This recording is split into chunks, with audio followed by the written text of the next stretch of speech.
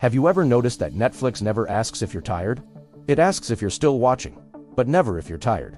Think about that for a second. Why would an entertainment platform care if you're present, but not if you're exhausted? This isn't just a random question. It's a clue, a tiny thread pulling at the edge of a much larger, more complex design. A design that operates quietly in the background, shaping our habits, our time, and even our choices, all under the guise of entertainment. We think we're in control. We believe we choose what to watch, when to watch, and when to stop. But what if that control is just an illusion? What if, from the moment you press play, you're stepping into a system meticulously engineered, not just to entertain you, but to keep you? This is the story of how the world's biggest streaming service became one of the most powerful psychological influencers of our time. It's a story about the subtle art of keeping you hooked, one episode at a time. And it starts the moment the lights go down. We've all been there. It's late. You tell yourself, just one more episode. Suddenly, it's 3 a.m. The city outside is asleep, but you're wide awake, bathed in the cold blue light of the screen. Your eyes are heavy, your body is begging for rest, but you can't look away. That feeling isn't an accident. It's the result of a carefully constructed environment. Look closely at the imagery. Individuals, alone, in darkened rooms. The world outside fades away, leaving only the glowing rectangle in front of them. This isolation is a key component. When we are alone, our defenses are down. We are more susceptible to suggestion, more likely to follow a path laid out for us. The rapid passage of time, symbolized by spinning clocks and piling coffee cups, isn't just a cinematic effect, it's the lived experience of millions. Hours vanish without us even noticing. We tell ourselves we made the choice to keep watching, that we were simply captivated by a great story. But the truth is more complicated. We weren't just captivated, we were guided. Every element, from the seamless transition between episodes to the very design of the interface, is crafted to minimize the friction of stopping and maximize the pull of continuing. You didn't just stumble into a binge watch, you were gently, almost invisibly, led there. The decision to stay was made for you, long before you even realized a decision was being made. Let's pull back the curtain and look at the machine that drives this experience. When you open Netflix, what you see is not a simple library of content. It's a personalized reality, constructed just for you. The rows of recommendations that seem to stretch into infinity, the constantly shifting thumbnails. The very order in which shows are presented. This is the work of a powerful and sophisticated algorithm. We often think of algorithms as neutral tools that simply help us find what we want. But their function is far more active than that. They are not passive servants. They are active architects of our viewing habits. Imagine the interface as a digital maze. Each choice you make, every show you watch, every second you pause on a thumbnail, is a piece of data fed back into the system. The algorithm learns you. It learns your moods, your preferences, your triggers. It learns what makes you curious, what makes you excited, and most importantly, what makes you stay. The visuals become more enticing, the thumbnails morph, changing expressions and color schemes to find the perfect combination that will catch your eye. This isn't about helping you find a good movie. It's about creating a frictionless path to the next click. The endless scroll isn't a bug. It's a feature, designed to create a sense of infinite possibility, and to overwhelm our ability to make a conscious decision to stop. You're not just browsing a catalog. You're navigating a carefully engineered psychological landscape, a web that tightens its grip with every interaction. Behind this sophisticated digital interface lies a physical reality of immense scale. Picture vast, hidden facilities, humming with a low, constant energy. These are the server farms, the brain and central nervous system of the entire operation. Endless aisles of blinking lights, pulsing in the darkness like a single, massive, living organism. This isn't just about storing movies and TV shows. This is where our behavior is processed, analyzed, and turned into actionable intelligence.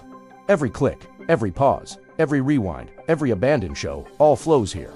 This is the heart of the data collection engine. It's a system designed to measure attention on a global scale. It quantifies our desires, our weaknesses, and our moments of indecision. The humming servers aren't just processing data. They are learning from our collective human behavior. They are building a model of what keeps us engaged, what triggers our dopamine response, and what fosters a sense of dependency.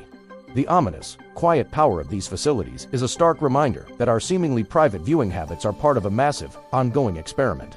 We are the subjects, and our attention is the currency. The insights gathered in these dark rooms are what fuel the machine, making it smarter, more persuasive, and more effective with each passing day. It's an invisible infrastructure of influence, hidden from view but profoundly shaping our digital lives. So, how does this all come together to trap us?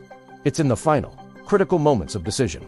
The episode ends, the credits begin to roll, but before you have a moment to think, to reflect, to consider turning it off, a new countdown appears. Next episode starts in 5 seconds. Your phone, lying beside you on the couch, vibrates with a notification, a suggestion for what to watch next. That 5-second window is a masterpiece of psychological design. It's just long enough to register, but too short to allow for conscious deliberation. It creates a sense of urgency, a feeling that you must act now or miss out. Your finger hovers over the remote. You hesitate. A part of your brain knows it's late, that you should stop. But another part, conditioned by hours of passive consumption, is pulled toward the easy path, the path of least resistance. You press play. In that moment, a small, invisible transaction occurs. A pulse of red flashes on the screen, a visual metaphor for the spike of dopamine in your brain. It's a reward, a small hit of pleasure that reinforces the behavior. This is the core of the habit loop. A cue, a routine, and a reward. The countdown is the cue. Pressing play is the routine. The dopamine hit from the start of a news story is the reward. Slowly, subtly, marionette strings appear, attached not to our limbs, but to the remote control in our hand. We feel like we are the puppet master, but we are merely holding the controller, while a much larger, invisible force pulls the strings. This is the trap. It's not a cage of steel bars, but a soft, comfortable prison of our own making, built from 1,000 tiny, engineered nudges. So what is the truth behind all of this? Is Netflix an evil corporation trying to control our minds? The answer is more nuanced and, in many ways, more unsettling. This isn't about a grand conspiracy. It's about a business model. A business model built entirely on one metric: your attention. In the subscription economy, the single most important goal is to keep you subscribed, and the best way to do that is to make your service an indispensable part of your daily life. To become a habit, the entire system, the algorithm, the interface, the autoplay feature is not designed with malicious intent, but with a singular, relentless focus on maximizing engagement. It's the logical endpoint of a data-driven world where human attention is the ultimate commodity. The premium cinematography, the slow, deliberate pacing, the heavy shadows, all of this is meant to convey a simple, grounded reality. The psychological techniques being used are not science fiction. They are well-established principles of behavioral science, deployed with unprecedented scale and sophistication. The deep blacks, the desaturated blues, and the sharp, targeted use of red aren't just for style. They mirror the psychological states the platform induces: isolation, passive consumption, and triggered reward seeking. It's an intelligent analytical system that exposes an uncomfortable truth about our own vulnerability.